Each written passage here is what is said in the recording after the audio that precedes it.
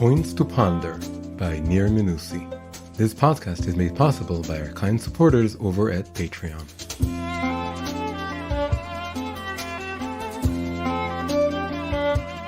Parshat Vayetze, marrying Rachel, waking up with Leah.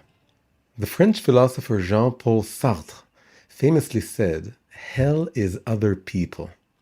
What he meant was that sometimes people view us from the outside and, without knowing us, judge us and categorize us. Instead of seeing us as a subject with an independent inner world, they see us as an object.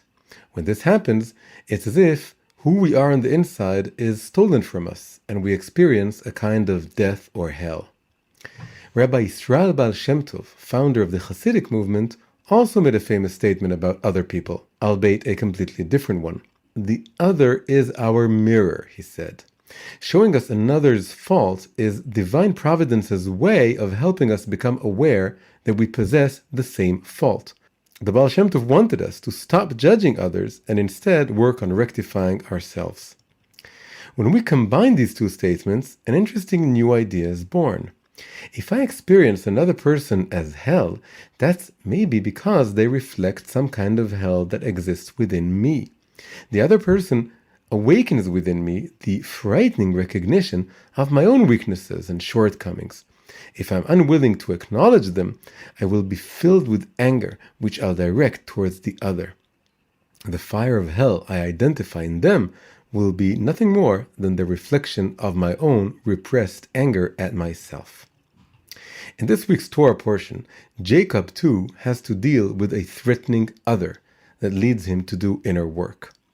Jacob fell in love with Rachel and worked 7 years for her.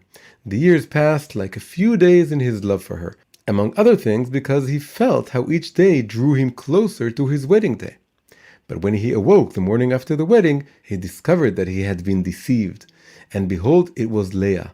Rachel's father Laban had married him to her older sister instead of her. We all know this story, but Kabbalah and Chassidut suggest an interpretation differing from the familiar one. According to Kabbalah, Rachel and Leah symbolize two aspects of one person. Rachel, described as beautiful of form and beautiful of appearance, is her more earthly and revealed aspect, and Leah, of whom it is said that Leah's eyes were soft, is her more spiritual and hidden aspect. With this understanding, we can read the story of Jacob's marriage to Rachel and Leah in a new way. Jacob symbolizes the I of every one of us, whereas Rachel and Leah symbolize the two faces of our spouse. Rachel is the revealed face and Leah is the hidden face. In other words, Jacob's marriage to his two wives is an allegory for what happens to us when we get married. At first, we fall in love with Rachel, the revealed, young, beautiful face of our partner. But he or she is also Leah, the internal and hidden face. This face is more mature and challenging and therefore less attractive. However, being hidden, we don't first notice this face and don't anticipate having to deal with it. But sooner or later, disaster strikes. It can happen after a year, a month, or even the morning after the wedding. We look at our spouse one morning and realize, to our shock, that, behold, it is Leah. They have the exact same properties that we didn't want. What's our first response? Like Jacob, we feel cheated. We want to yell, "I've been deceived. I didn't sign up for this." Our instinct is to flee. But if we react with the strength of Jacob, we don't. We'll remind ourselves that life is a journey. Leah is our match, decreed from heaven, and we must learn to live with her and love her. It turns out that in order to truly merit Rachel, we must work an additional 7 years, and even then Leah will still be part of the picture. She is part of our spouse forever. More than that, the Leah aspect of our partner is the principal source of our blessing. Leah bore Jacob most of his children, including Levi, father of the priestly dynasty, and Judah, father of the kingly dynasty. In fact, it is Leah, not Rachel, who is buried next to Jacob in the cave of Machpelah. In many senses, it is she who is his truly eternal partner. Leah was not the first threatening other that Jacob had to deal with. Before her came his twin brother Esau, from whom he was forced to escape. If Jacob symbolizes our conscious self, Esau symbolizes the dark side of our soul, the subconscious lurking in the shadows. Jacob's flight from Esau is therefore an allegory for our own flight from the unrectified parts within ourselves. Most intriguingly, Esau and Leah are connected. According to the Midrash, Esau was Leah's original soulmate. This is one reason Jacob was so frightened when he saw Leah the morning after the wedding. She reminded him of Esau, the dark side of his soul.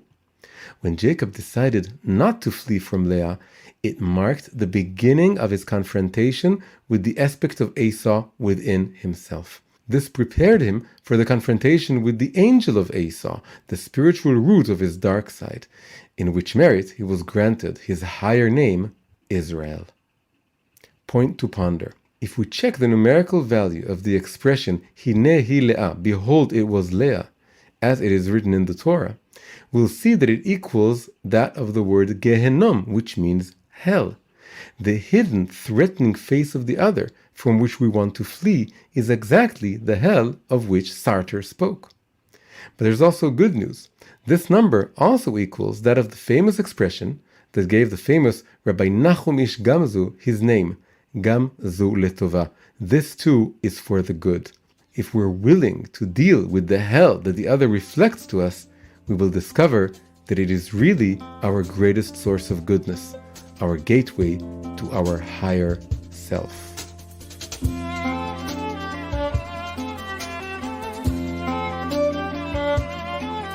Hi, if you enjoyed this episode, please leave a like and subscribe. You may also consider becoming a supporter by going over to patreon.com/nirmenusi. That's patreon.com/nirmenusi.